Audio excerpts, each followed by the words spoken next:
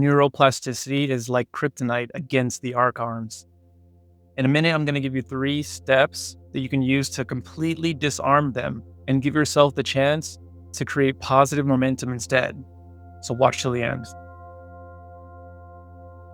Let's start by visualizing a protective circle, as we're going to be discussing heavy energies that could be influencing us on a day-to-day basis. So join me if you will. Visualizing a ring of bright light circling us like a halo or like an Ouroboros, bright white crystalline light, calling on the archangels, Michael, Raphael, Uriel, Gabriel, Metatron, Sandalphon, and any other guides, saints, ancestors that you feel close to. Call them into this space to guide us as we understand how to deal with these archons externally and internally, as above, so below. Fear-based programming in the collective consciousness is in a feedback loop with your inner fear-based programming. Our collective fear impacts the individual fear, as above, so below.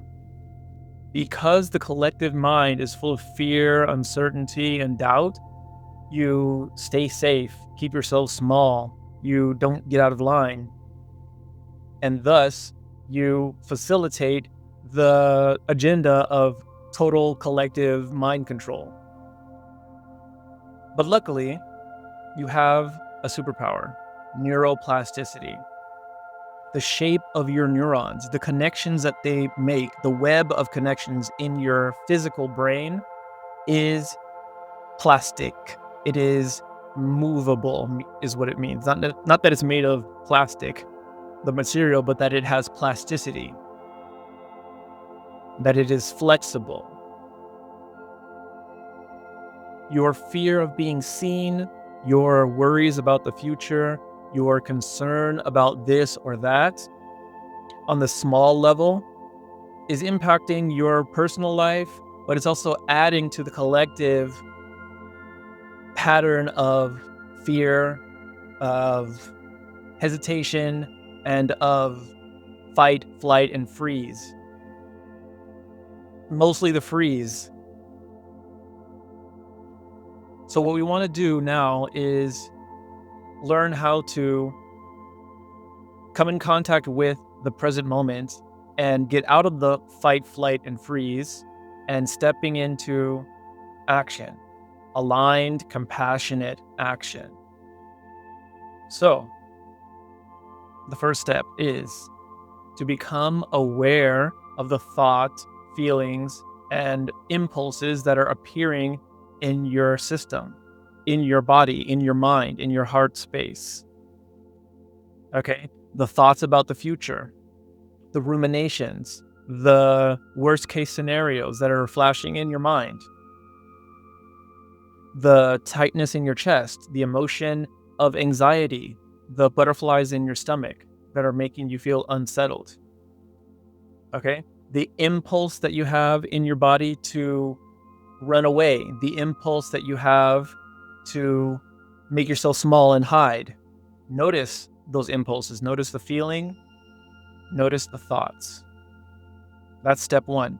If you're able to do step 1, then that's a miracle. Okay? Most people are not able to even do step 1. Most people, in the face of a fearful situation, go completely into autopilot. And that's normal, it's natural, so there's no need to beat yourself up if that is the case for you. It's often the case for me, it's for all of us, okay? This is part of being human.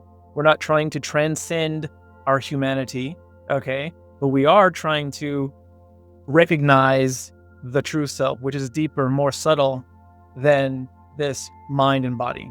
And the way to do that is with acceptance. So no need to judge yourself. If a self-judging thought appears, just notice that it's just a thought, okay? Self-judgment ultimately is based in fear as well. So any thoughts of judgment are to be related to in the same way as you're relating to all these thoughts of fear. Just notice that they're there. If you're having trouble getting to this step, if you're having trouble noticing in the moment, then mindfulness practice on a regular basis can be very helpful. So I highly, deeply suggest that you take 5 or 10 minutes to sit in silence with an upright posture. If you've watched my other videos, you already know. Get into a nice, upright, dignified, but relaxed, alert posture. Notice the sensation of the breath moving out of your nostrils and just be with it for 5 minutes. During that 5 minutes, or 10, 20, 30, 40 minutes, you're going to notice that your attention doesn't stay here. It's going to go off into thoughts, maybe fearful thoughts, or just thoughts in general. You're going to dissociate from the breath naturally. That's just how the mind works, okay? Again, no judgment here. Acceptance, self-love. Mindfulness practice ultimately is a practice of self-love. This is not some like, okay, I'm going to discipline myself and we're going to stay here with the breath. You can have a little bit of that. It's good to have that kind of structure and that intention to really do it, right? But throughout the process, there has to be gentleness and acceptance, right? So when the mind goes off, just notice that it has gone off. And when you notice, you're not even noticing it. The noticing happens on its own. The noticing is effortless. You could say that the noticing, that moment of mindfulness that happens effortlessly, is your higher self. It is the highest self. It is God, the one most high, in the form of this moment of clarity, bringing you back into reassociation with the present moment. Okay? So when you go down the thought train, go down the rabbit hole, into the daydream, you don't even notice that you've gone into the daydream. And then somehow miraculously, boom, you just recognize, whoa, I was just daydreaming. That moment of recognition, you didn't make that happen. It just happened. So instead of saying, whoa, I was daydreaming, I can't believe it, and getting mad and beating yourself up, you could say, wow, I just noticed that I was daydreaming. That's so miraculous. I'm so grateful that my mind just automatically, naturally becomes aware of these things. Wow, thank you, God. Thank you, Great Spirit. Thank you, Source, for being my natural, effortless presence, my presence, my consciousness, my bliss, my Satchitananda. Okay, you say whatever. You don't need to say as much as I just said right there. But the point is, in that moment, when you effortlessly notice the thoughts are happening, you can have a little bit of gratitude and just come back to the breath, okay? We don't need to be judging ourselves like, oh, no, none of that. It's not necessary, all right? So that's step one. If you've been practicing mindfulness for a while, then you already know. But for those of us who, maybe it's a little bit difficult, it's easier said than done to just notice when the fear is happening. You can practice mindfulness a bit more, all right? And watch some other videos of mine for more instructions. Step 2, when you come back to the breath, okay, take an inhalation through the nose and then exhale through the mouth with an audible sound. It could be a sigh. It could be humming the sound of a vowel. Ah, eh, ye, oh. In the nose, vocalizing, vibrating, resonating, intonating out of the mouth.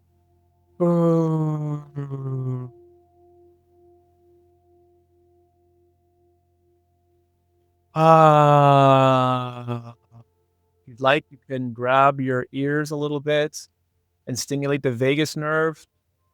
This movement, the stimulating of the ears and the vibrating sound out of the mouth All of that stimulates your parasympathetic nervous system, which is the aspect of your nervous system that keeps you regulated. Okay, we can come out of fight, flight, freeze, and into effortless awareness.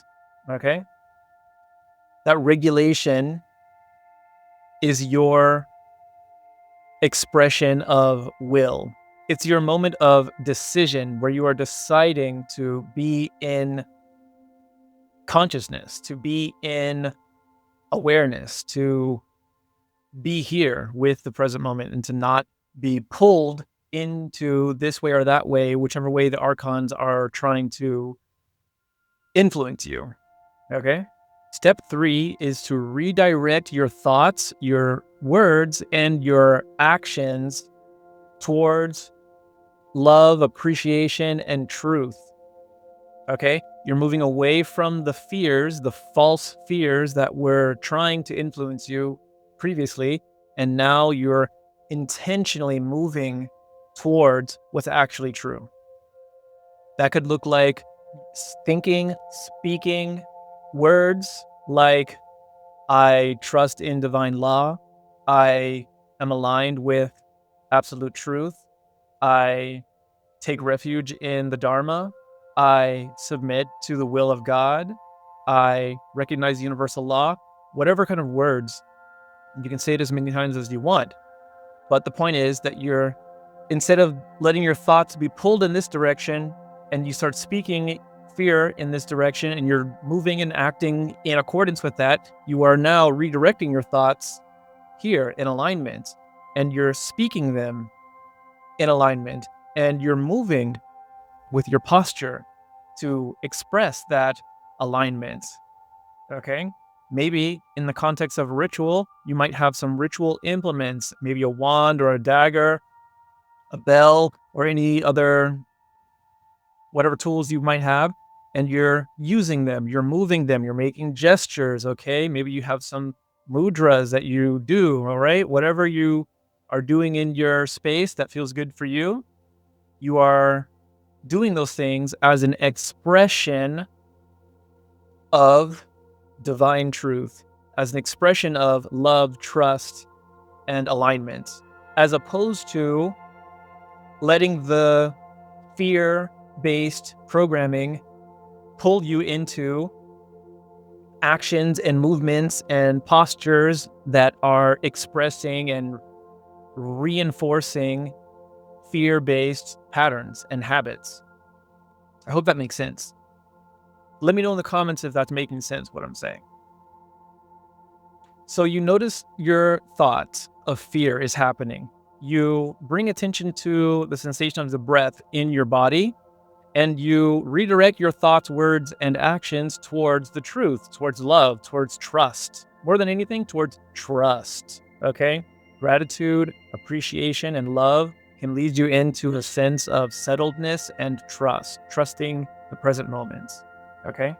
It can be as simple as how I just said it right now, or it can be more complicated, how I was describing earlier. You could have a more elaborate ritual. You could do this on a regular basis. Honestly, I recommend that you do it on a regular basis, whether you are experiencing some kind of a attack, so to speak, or you are just in your regular prayer or meditation practice. It's good to set the scene, set your intention, visualize that circle of divine light, come into contact with the present moment, and go through those 3 steps as briefly or in a form as elaborate as you would like. The thing to know about these Archons is that they're not just some entities out there, some demonic beings who are out there coming to get you. The point is that they're inside of you, okay? I'm not necessarily trying to refute the existence of different forms of life, you know, maybe some extraterrestrial or some being from a different dimension, or I'm not necessarily refuting, confirming, or denying any of that out there. Okay, it may be out there, but the point of this video is to talk about the microcosmic aspect of these things, okay? As above, so below. You can't really do anything about what's out there, okay? But you can do something with what's in here, all right? So let's just take it for granted that, yes, there are archons and demons out there. What can you do about it? You can bring your attention inward and notice the archons and demons in here, all right? Whether you think of them as represented by the 7 classical planets or represented by the 5 elements, okay? The 5 kleshas, okay? The 4 heavenly kings in the 4 directions, north, south, east, and west. Whatever kind of cultural or mythological, allegorical concept that you use to understand the powers and principalities, the forces of nature, the spiritual forces that exist out there, whatever culture you're from, whatever tradition you're a part of, that's not necessarily the key point here. The point is that those things exist internally. All right. So, for example, if you think of them in the form of the 5 kleshas of Buddhism, being anger, lust, jealousy, and greed, and ignorance being the root of them all, obviously those are aspects of the human, the person, the mind body, right? This physical being.